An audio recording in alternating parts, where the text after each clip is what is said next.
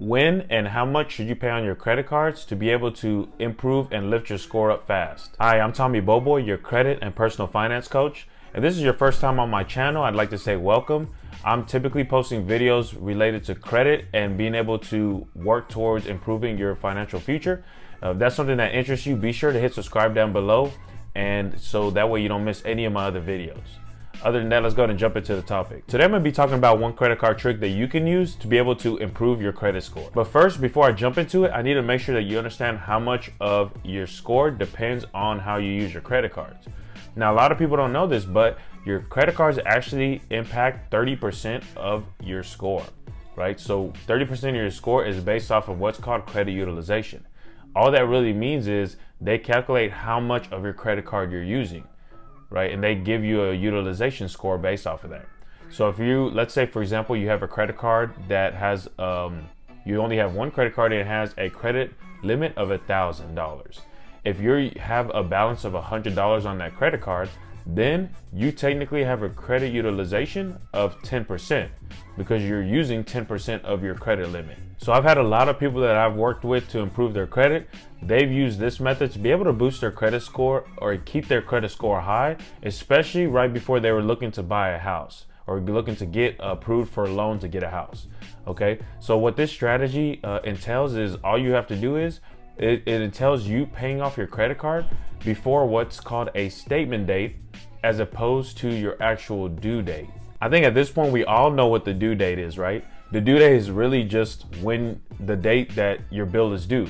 So you know, if you get your bill and you look at it and it says you got to pay $25 by, you know, December the 1st, right? You know that is your due date.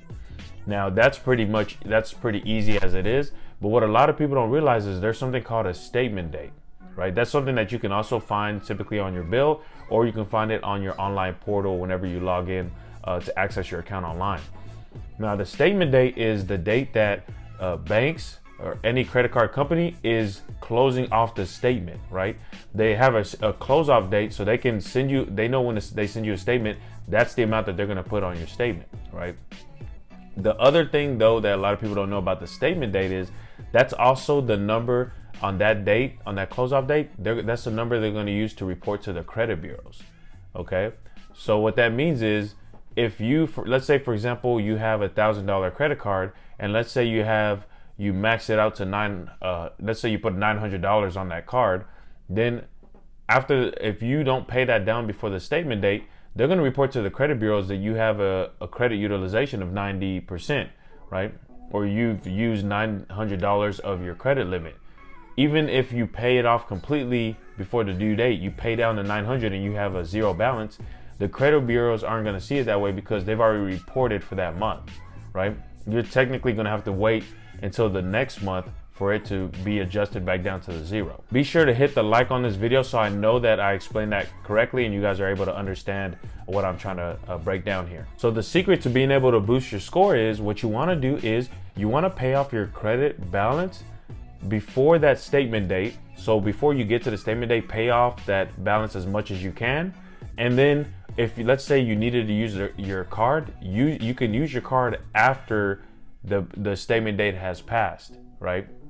Because once you do that, let's say for example, you had $100 as your credit balance, but you paid off before the statement date, right? And then the day after the statement date, you put a $200 or $300 purchase on there, right? Now, as far as the credit bureaus know, your balance is zero. So they're gonna show that you have a perfect credit utilization.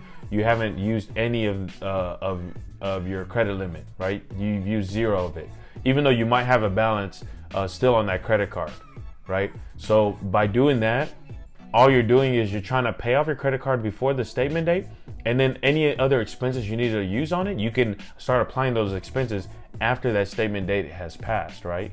And what that's going to do is that's going to make it to where you're still able to use it, you still have the flexibility to use it, but you don't have to worry about that showing up on your credit report. And literally just by doing that step, you're going to see a large boost to your credit score, just because, like I mentioned before, this accounts for 30% of your score. So you want to try to keep your credit utilization as low as possible. So now you know how to make sure that you're paying off your credit cards for the largest boost on your credit score. Be sure to give this video a like if it was helpful in any way, and make sure you subscribe to my channel if you want to see more videos like this. That's going to be it for this video, guys. I'll see you at the next one.